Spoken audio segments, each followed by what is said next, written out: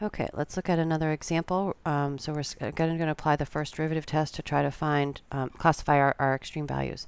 So we start by finding the critical values. We take the derivative. We have 2/3. So this is generalized power rule. This is going to be to the negative 1/3 power, and then times the derivative of the inside, 2x. So let me rewrite this. I've got the 2 in the numerator, the 2x in the numerator, and then I've got the 3 in the denominator, and this guy I'm going to write in the denominator with a positive exponent.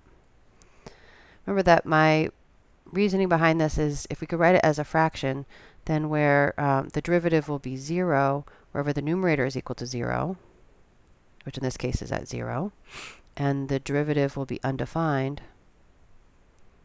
whenever the denominator is undefined. I'm sorry, whenever the denominator is 0.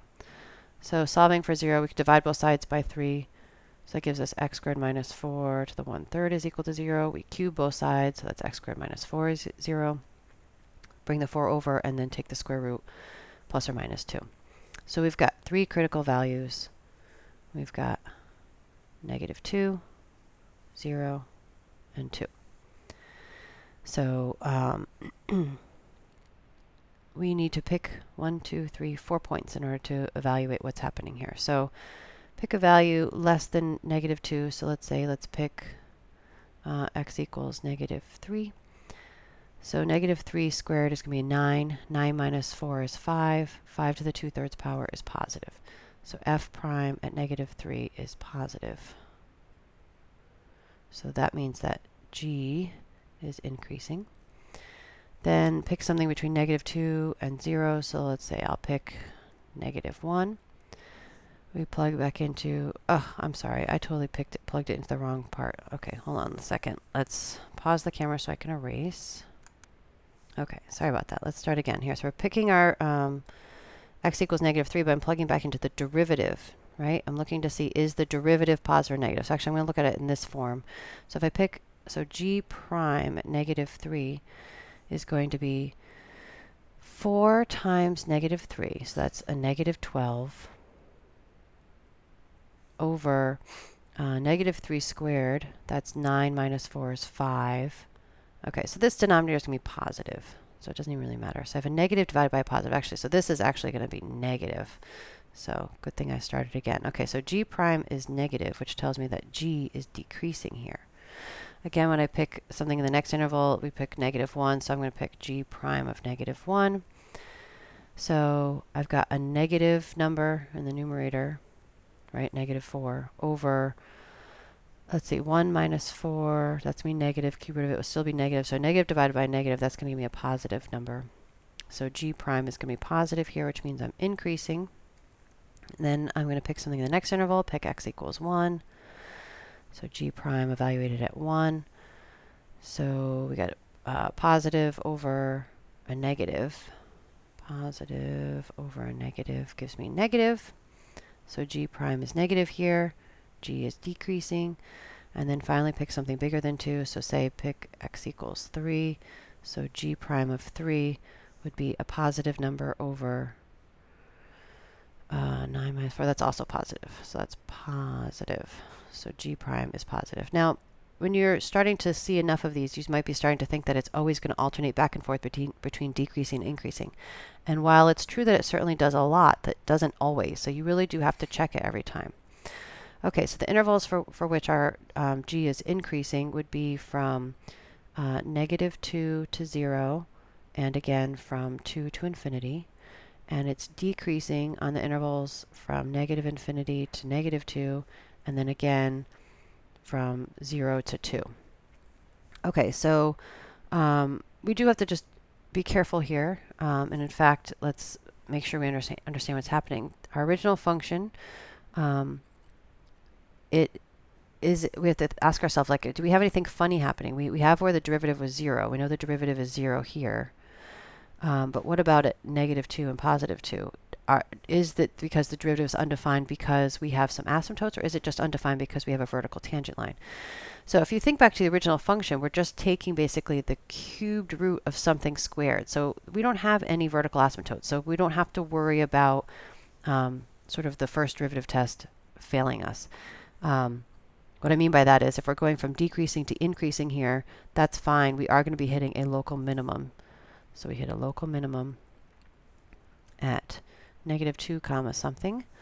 We're also decreasing to increasing at 2, so we'll also have a local minimum at 2 comma something. And then we go from increasing to decreasing at 0, so we're hitting a local maximum at 0 comma something. To go back to get all of these y coordinates, we want to go back to the original function. So if we put a -2 in, -2 squared is 4 minus 4, that's 0. Same thing with 2 squared minus, so that's also going to be 0. And if I put 0 in, I get -4. -4 squared is 16 cube root of 16. Okay, and I'm going to pause it for a second and then pull up a graph of what this thing looks like to confirm. Okay, so I've pulled up online graphing calculator just to show you what this thing looks like. So now we can clearly see why the derivative was undefined here and here, right? We got these vertical tangents and these cusps, and the derivative was 0 here. And here are our critical points, local minimums at -2 comma 0 and 2, 0, and our 0 comma the cube root of 16. So that's good. Our work confirms. Oops, wrong button here. My computer's freezing for a second. Hold on. Well, it gives you a little bit longer to look at this picture. Oh, come on. Come on, computer. Here we go. Okay, so that's that exercise. Let's move on to the next one. So again, let's start by taking the derivative.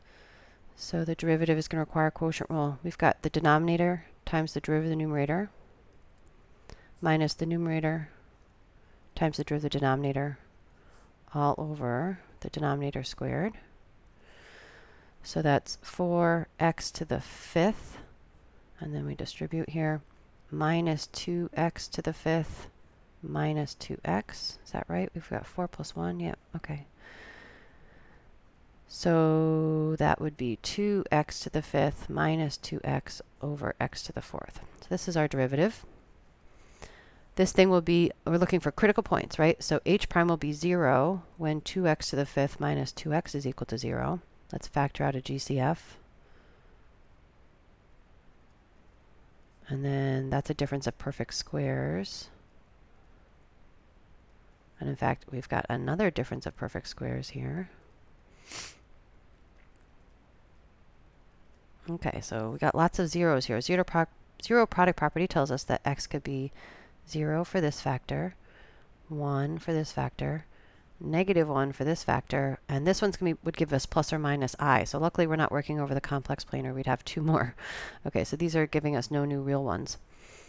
And then the derivative is undefined, where the denominator is equal to 0, which is where x is equal to 0. So something funny is happening here at 0, because we're getting that the derivative is both undefined and 0. So we probably have some sort of hole happening, which actually in hindsight we could have seen, right? Because I could factor out an x in the numerator, and I'd have 2x to the 4th minus 2, right? And so I could sort of cancel out one of these x's. Now I have to be careful when I'm canceling. Remember, I'm just saying I'm canceling in the sense that it's equivalent to what it was. Oh, how do I right, this is what we talked a lot about. Like the limits would be equal, but the functions wouldn't. So we're not really canceling them out, because at 0, these two things are not 1. But anyway, we've got a hole happening at 0. Okay, so we have 3 critical points is the point. So 0, -1, and 1. And we're going to need to pick values in between all these intervals. So I'm going to pick -2, let's say, and I'm going to use this original form back here. So 2 times -2 to the 5th, that's going to be a -32 minus 2 times a negative number is plus a, so -32 plus a number, that's going to be negative, over -2 to the 4th is positive. So negative over positive is negative. By the way, I'm doing all this in my head here, so, and my head's a little foggy today. So if I make a mistake, hopefully we'll catch it, or just forgive me. Well, we'll catch it at the end when we look at the graph. All right, now inputting a -1/2 in here. So we're going to have a negative small number. I'm trying to see if I can do this. So 2 times like -1/32 plus 1. So that's positive over a positive. So that's going to be positive. Then if I pick positive half, then I'm going to have 2 times like 1 over 32 minus 1. So that's going to be negative over a positive. So that's negative again. And then finally, if I put 1 in there, I'm going to get 2 minus, not 1, sorry. I need to pick something bigger than 1. I was just going to say I get 0. Duh. Okay, sorry, h prime of 2. So 32 times 2 is 64 minus 4. That's positive over a positive. Okay, so here a positive. Okay, so we're getting that h is decreasing, then increasing, then decreasing, and then increasing. So it's increasing on the intervals from -1 to 0 and from 1 to infinity. And it's decreasing on the interval from -infinity to -1 and from 0 to 1. So we're going from decreasing to increasing. That's a local minimum. And let's again just double check here. So notice that -1, no funny business is happening here. So oh, we don't have a hole at 0. We have an asymptote. So sorry, again, my head's a little fuzzy here. We had an asymptote at 0. That's why we were getting this weird thing happening here.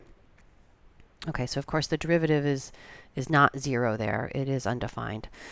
Okay, so we have a vertical asymptote here. So we're not going to want to accidentally call 0 a local max or a min, right? But we can, the -1 and 1, we can classify. So we're going from decreasing to increasing on both of these. So both of these will be local minima at -1 comma something and also at 1 comma something. To get that something, we put it back into the original function because these are minima on the original function. -1 to the 4th is 1. 1 plus 1 is 2. 2 divided by -1 squared. So 2 divided, so that's 2. And then 2 over 1 again. Okay, so I'm going to again pause it so I can graph this for you.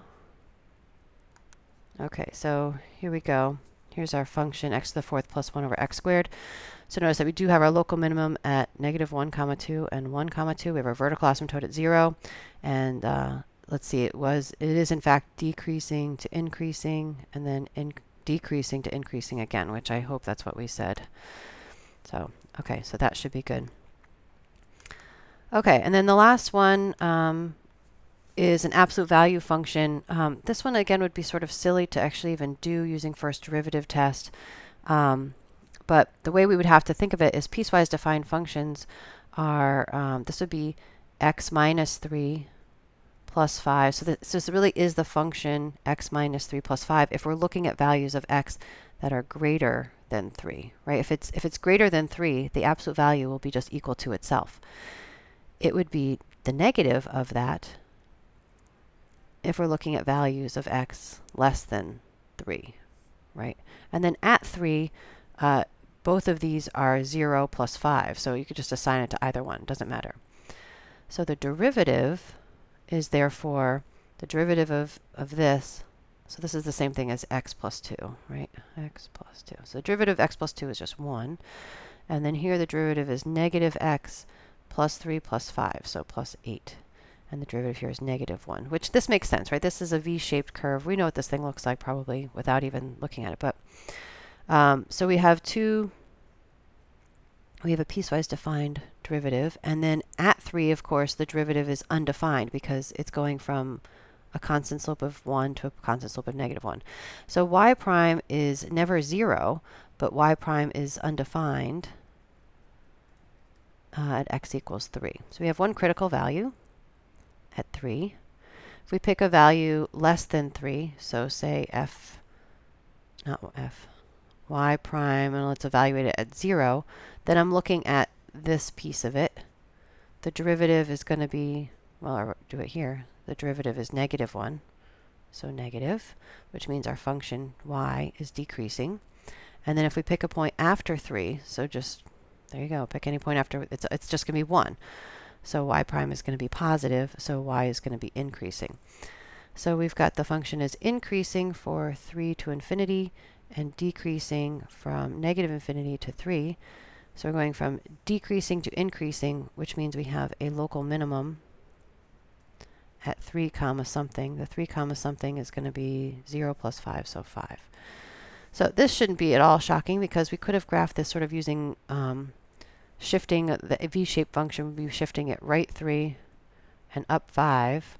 And then it would otherwise just be, sorry, that's not great. That would be our v-shaped function. So anyway, there you go. Okay, so you're now, unfortunately for you, but good for me, I guess, ready for Chapter 3, Homework 3. And next time in class, next week, we will move on with the second derivative test. Please let me know if you're having any questions with any of this, and I will do my best to help via email. Okay, you guys have homeworks 1, 2, and 3 now due for Monday, so it's a lot of homework. I apologize. Okay, have a good weekend.